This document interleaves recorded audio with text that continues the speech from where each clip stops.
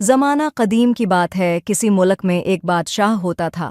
اس بادشاہ کو اپنے ملک میں محل نما، بڑی بڑی عمارتیں بنانے کا بے حد شوق تھا۔ اس بادشاہ نے اپنی عمر کا آدھا حصہ عالی شان اور بلند و بالا عمارتیں بنوانے میں صرف کر دیا۔ عوام بادشاہ کے اس عمل سے شدید نالاں تھی۔ بادشاہ نے اپنے ملک اور عوام کی ترقی اور خوشحالی کا کوئی خیال نہ رکھا تھا۔ اس دور میں نہ ہی بحری بیڑے خریدے جس سے تجارت کو فروغ حاصل ہو اور عوام کو روزگار کی سہولت ملتی، اور نہ اس نے دوسرے ممالک کے ساتھ کوئی تجارتی روابط رکھے تھے۔ سال میں صرف ایک حج کے موقع پر جب حج پر جانے کی تیاری کرتے تو آس پاس کے بہت سے قبائل کے لوگ جوق در جوق وہاں آ کر اکٹھے ہوتے تھے اور پھر حج پر روانہ ہوتے تھے۔ حج سے فارغ ہو کر یہ لوگ ضروریات زندگی کی تقریباً سبھی اشیاء خرید کر اپنے ملک میں لے آتے تھے۔ لوگ شدید تنگ دستی میں زندگی بسر کر رہے تھے۔ بادشاہ کو اپنے شوق سے اتنی فرصت کہا کہ وہ عوام کے لیے کچھ سوچتا۔ بادشاہ کے دو بیٹے تھے۔ بڑے شہزادے کا نام سکندر تھا جس کا رنگ کالا تھا اور وہ بدصورت بھی تھا، جبکہ دوسرے بیٹے کا نام گلاب تھا جو نہایت ہی خوبصورت اور صحت مند جوان تھا۔ بادشاہ اپنے بڑے بیٹے کے لیے جس ملک میں بھی رشتے کی بات کرتا تو شہزادے کو دیکھ کر وہ اتنا کہتے کہ اگر آپ نے ہماری شہزادی بیٹی کا رشتہ لینا ہے تو آپ اپنے چھوٹے شہزادے کے لیے لے لیں۔ یوں اس بات پر بادشاہ کے دونوں بیٹوں کے رشتے نہ ہوتے تھے۔ ایک دن ایک وزیر نے بادشاہ کو مشورہ دیا اور کہا، ماشاء اللہ بادشاہ سلامت، آپ کے دونوں بیٹے جوان ہیں اور دونوں ہی بہترین اساتذہ کے زیر تعلیم ہیں۔ میرا مشورہ ہے کہ آپ ملک کی ذمہ داری اپنے دونوں جوان بیٹوں کے حوالے کر دیں۔ یوں عوام بھی خوش ہو جائیں گی اور وقت گزرنے کے ساتھ ساتھ شہزادے بھی عوام دوست بن جائیں گے۔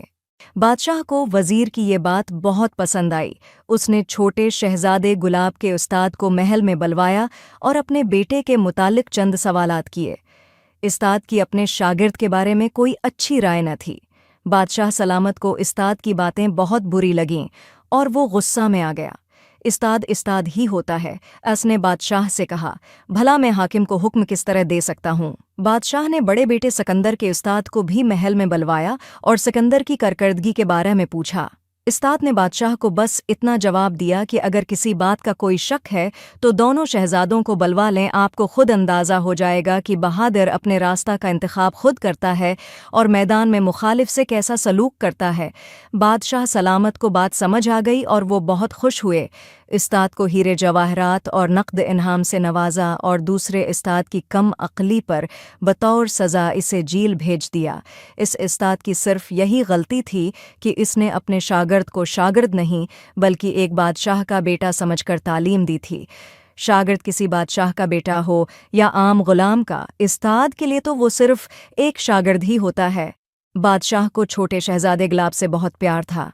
استاد کی باتوں سے بادشاہ کو اس بات کا ادراک ہو چکا تھا کہ گلاب کو نظام حکومت سمجھنے میں ابھی بہت وقت درکار ہوگا، جبکہ سکندر میں خوب فہم و فراست ہے۔ بادشاہ نے انتظامی حوالہ سے اپنے ملک کو 3 حصوں میں تقسیم کر دیا۔ وسطی حصہ جس میں پھل پھول، اناج کی فصلیں اور سرسز و شاداب درخت عام تھے، اپنے پاس رکھا اور مشرق و مغرب کا نظام اپنے دونوں بیٹوں کے حوالے کر دیا۔ اپنے حصہ کا نظام حکومت چلانے کے لیے چھوٹے شہزادہ گلاب کو بہت سے دانا وزیر، بہترین سپاہی اور سینکڑوں غلام دیے تاکہ وہ آسانی سے نظام چلا سکے اور اسے کسی قسم کی مشکلات کا سامنا نہ کرنا پڑے۔ جو حصہ بادشاہ نے شہزادہ گلاب کے حوالے کیا اس میں باغات میووں سے بھرے پڑے تھے، کھیت بھی فصلوں سے بھرپور تھے، اور شہزادہ سکندر کو جس حصہ کو حکمران بنایا وہاں کی زمین بنجر اور پتھریلی تھی، نہ باغات تھے اور نہ ہی درخت، یہاں صرف برسات کے دنوں میں فصل اگتی تھی۔ بادشاہ نے اپنے بڑے بیٹے اسکندر کو جو وزیر، سپاہی اور غلام دیے تھے وہ بھی زیادہ عمر کے اور کمزور تھے، مگر شہزادہ سکندر نے اس بات کی ذرا بھی پرواہ نہ کی، کیونکہ اس کو اپنے استاد کی طرف سے بہترین تعلیم کے ساتھ ساتھ بہادری اور شجاعت بھی ملی تھی۔ اسکندر نے اپنے حصہ کے علاقہ کا نظام سنبھالتے ہی اپنے غلاموں کو آزاد کر دیا تاکہ وہ بھی خود کو اس ملک کا شہری کہلوا سکیں۔ بادشاہ سلامت یہ غلام مختلف ممالک سے خریدے تھے۔ اسکندر نے ان غلاموں کو جو اس کے حصہ میں آئے تھے آزاد کر کے مختلف کاموں پر لگا دیا، اور جو غلام صحت مند تھے ان کو اپنی فوج کا حصہ بنا لیا۔ ये गुलाम जंगी सामान की तैयारी में माहिर थे। सिकंदर ने यहाँ के लोगों की इज्जत नफ्स को खास ख्याल रखा और इनमें घुल मिलकर रहने लगा ताकि हाकिम और महकूम का फ़र्क मट सके। यहाँ तक कि आज़ाद करदा गुलामों को भी बराबरी का मकाम अता कर दिया। यूँ सिकंदर अवाम के दिलों पर राज करने लगा। दूसरी तरफ शहजादा गुलाब ने अपने हिस्सा की अनाने हुकूमत संभालते ही वहाँ का नज़्म और नस्क चलाने वाले अफराद जो एक ख़ास मकाम रखते थे जबरन झील की सुलाखों के पीछे कर दिया ताकि वो लोग उसके किसी काम में मुदाखलत न कर सकें। गुलाब की आदत तो पहले ही से ख़राब थीं। वक्त गुजरने के साथ साथ गुलाब के हिस्सा का इलाका इसकी गलत पॉलिसियों और बेजा फजूल खर्ची की वजह से अंदर ही इंदर खोखला हो रहा था। वो हर वक्त नूशे की हालत में रहने लगा था और यूं एक दिन मौका पाकर एक हमसाया मुल्क ने शहजादा गुलाब के इलाका पर हमला कर दिया। वो शहजादा गुलाब को कैद करके इस इलाका पर काबिज हो गया। अपनी गलतियों और कोताहियों की वजह से अब वो अपने इलाका का हाकिम नहीं बल्कि एक कैदी था।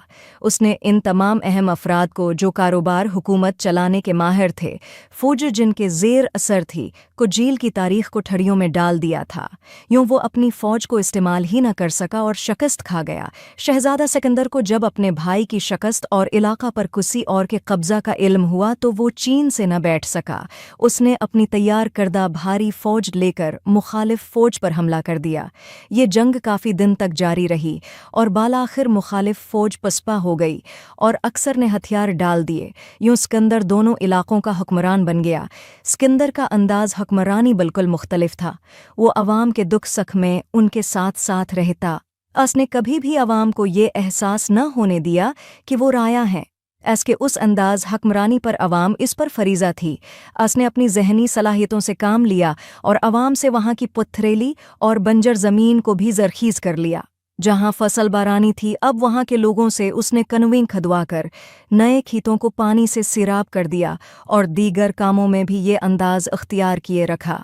बादशाह सलामत को जब गुलाब की शिकस्त और कैद का इल्म हुआ तो बहुत परेशान हुए। फिर अचानक सिकंदर की जवां मुर्दी और ऐली जहनी सलाहियत से वो इलाका फिर हासिल करने का सुना तो उन्हें बहुत खुशी हुई, मगर इनकी समझ में ये नहीं आ रहा था कि वो सिकंदर की फतह का जश्न मनाएं या गुलाब की शिकस्त का अफसूस। एक की शिकस्त और मुल्क खो देना और दूसरे की जहनी सलाहियतों और बहादुरी, ये दोनों बातें ही काबिल गौर थीं। काफ़ी सोच बचार के बाद बादशाह सलामत को सिकंदर की लियाकत और सलाहियत पर फ़ख्र महसूस हो रहा था और गुलाब की कम हिम्मती, बेराह रवी और नालायकी पर अफसोस। गुलाब कैद में था। बादशाह ने सिकंदर से उससे रहाई का कहा तो फरमानबरदार शहजादे ने सरी तस्लीम खम का और गुलाब की रहाई का वादा किया। गुलाब ने बड़े भाई से माफ़ी मांगी और हमेशा उसके साथ मिलकर अवाम की खिदमत करने का सच्चा वादा कर लिया। बादशाह सलामत ने अब हुक्मरानी का फरीज़ा मकमल तौर पर शहजादा सिकंदर के हवाले करने का सोच लिया।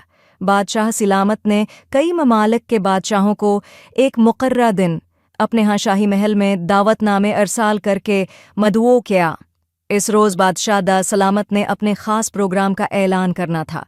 शाही महल तकरीबन मेहमानाने ग्रामी से भर चुका था। दूसरे ममालिक के बादशाह अपनी अपनी नशस्तों पर बराजमान थे। एक पड़ोसी मुल्क के बादशाह ने बादशाह सलामत के पास आकर कहा कि शहजादा सिकंदर इंतहाई बरदबार, नेक सीरत और तामीर व तरक्की के जहनी सलाहियतों से माल हैं। मैं अपनी शहजादी बेटी के लिए सिकंदर का रिश्ता चाहता हूँ।